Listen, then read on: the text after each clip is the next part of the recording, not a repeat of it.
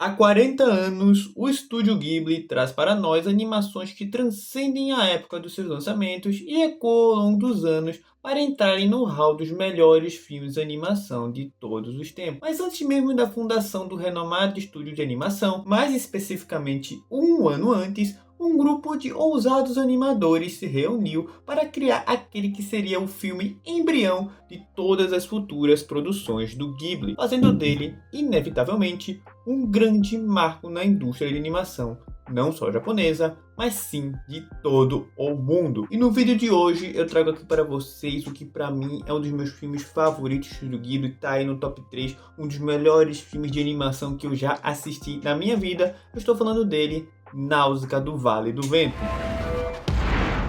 The anger of the Om reflects the anger of the Earth. The Earth knows it's wrong for us to survive.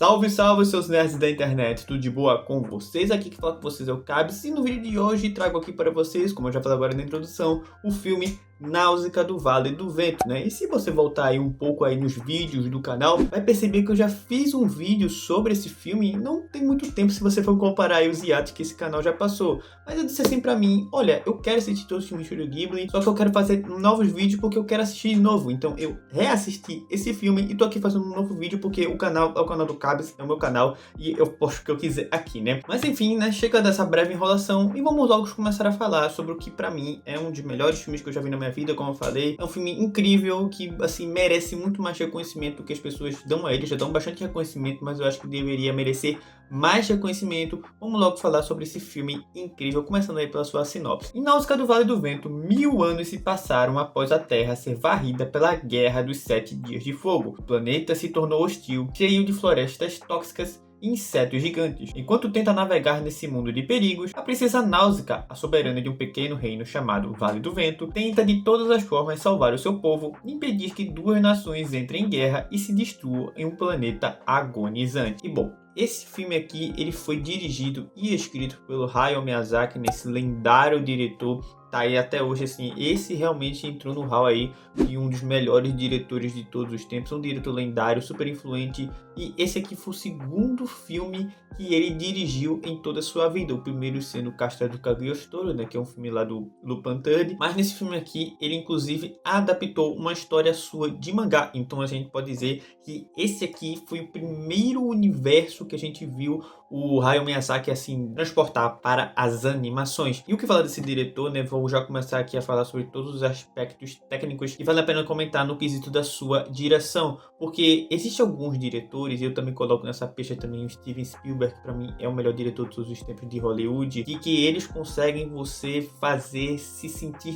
dentro do filme, que você conseguem fazer você se sentir engajado em assistir aqueles seus filmes, né, suas produções. E uma coisa que eu percebi nesses dois diretores, em Hayao Miyazaki, eu acho que isso ainda é mais incrível ainda, porque é pelo fato de ser uma animação, é de que os filmes desses diretores sempre tem alguma coisa em movimento, ou seja, os personagens, às vezes o personagem aqui na frente está parado, mas está acontecendo um monte de coisa lá atrás, às vezes os personagens próprios estão se movendo, o diretor, assim, o Miyazaki, ele vai guiando para onde você tem que olhar, para onde você tem que ver e comparar tudo que está ali ao redor. Ele sabe muito bem no que mostrar para o público, no que o público tem que focar naquele momento. E quando não são os personagens, a própria câmera está se movendo também. E o Miyazaki, ele é muito conhecido justamente por esses momentos, assim, principalmente de perseguição, né? Cenas de ação, assim, tem muito movimento e tudo mais. Ele é muito bem conhecido por isso, ele gosta de fazer isso, ele faz isso desde o Castelo de Cagliostro, e aqui nesse filme também é a mesma coisa. E o melhor exemplo, né,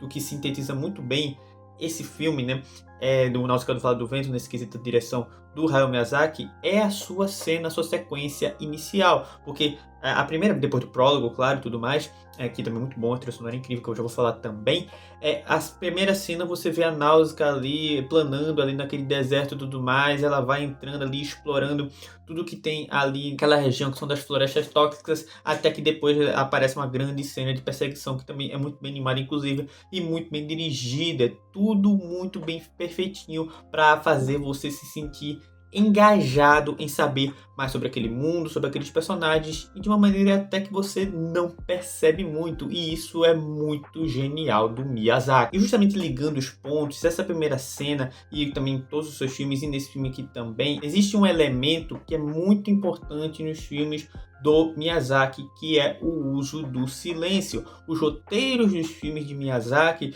eles não são aqueles roteiros descritivos, super detalhistas, explicado que eles vão parar e explicar o mundo. Na verdade, é muito pelo contrário. Muitas coisas simplesmente não são explicadas sobre o mundo. E assim, o que a gente sabe sobre o mundo são os que os personagens falam em diálogos meio soltos assim. Muitas das vezes é o que está no plano de fundo das coisas que estão acontecendo no cenário. Eles contam várias e várias histórias. Aí sim, realmente, a primeira cena do filme é muito impactante nesse ponto, né? Que é lá aquele velhinho chegando na vila e tá tudo abandonado lá, você já percebe o que é que aconteceu. Realmente, tem uma coisa no início desse filme que eu não gosto muito, que tem um texto explicando justamente o que aconteceu no passado do mundo.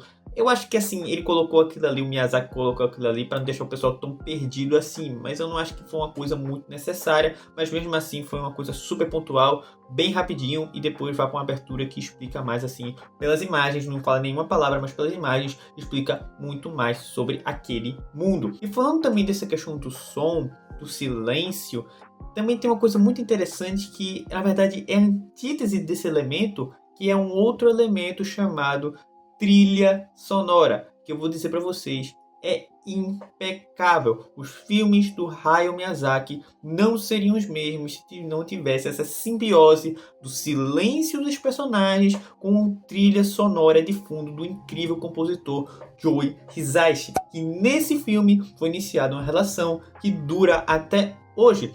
Todos os filmes do Miyazaki, eu acho que são todos, eu acho que são todos. Todos os filmes do Miyazaki, eles são feitos, as trilhas sonoras são feitas pelo Joe Hisaishi. E dessa colaboração, vamos dizer assim, até que é amizade, né, para os caras trabalharem tanto tempo juntos, dessa amizade surgiram algumas das melhores trilhas sonoras dos animes. E aqui é incrível a música tema, também o que vai acontecer mais no final, tudo casa muito bem com a proposta, com aquele mundo, com os personagens. É aquela grande simbiose que torna os filmes do Estúdio Ghibli muito grandes. É sim a trilha sonora, e um destaque aqui ainda maior para as trilhas sonoras do próprio Joe Hisaishi. Mas voltando a falar do roteiro em questão, esse filme aqui, como eu falei lá na introdução, é um embrião do que seriam aí os futuros filmes do diretor, os futuros filmes do Estúdio Ghibli, né? Então, aqui foram iniciadas, né, pelo menos na minha visão,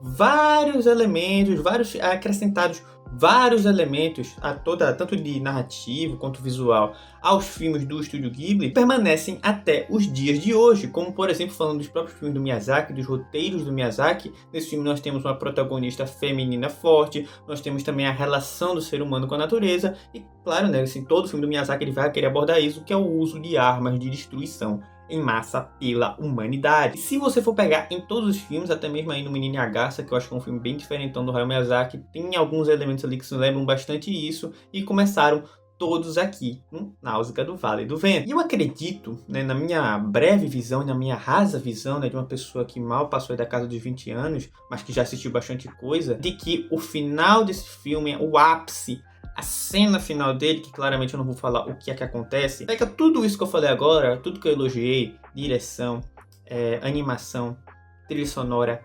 temáticas, personagens, pega tudo isso e coloca numa cena, só que crescendo, vai ser um ápice naquele final, que pra mim é uma das melhores cenas de animação. Não só da indústria de animação japonesa, mas sim de toda a indústria de animação mundial. É uma coisa assim tão bela, é uma coisa tão poética, sabe? E é muito bom que assim, eu não tenho nem palavras para descrever essa cena. É incrível. É uma conclusão, né? Porque logo depois o filme acaba. Mas é uma conclusão que você diz assim, caramba, esse filme é especial.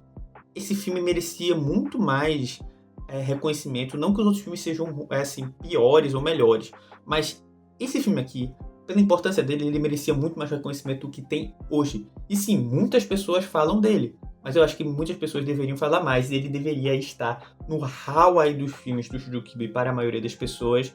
No meu, inclusive, está no meu top 3. E é por isso que, pra mim, Náusea do Vale do Vento, né, é uma das melhores animações de todos os tempos. E não teria uma outra nota que eu poderia dar a esse filme, a não ser um 10+. É um dos filmes favoritos da minha vida, assim, no geral, até eu acho que tá ali no top 10 aí de filmes que eu já vi na minha vida. Eu espero que mais pessoas, através desse vídeo aqui, vão lá assistir. Está lá na Netflix. Infelizmente não tem dublagem, né, mas é um filme incrível do mesmo jeito. Tá lá na Netflix. Vão lá assistir, que é muito, muito bom mesmo. She certainly knows how to read the wind.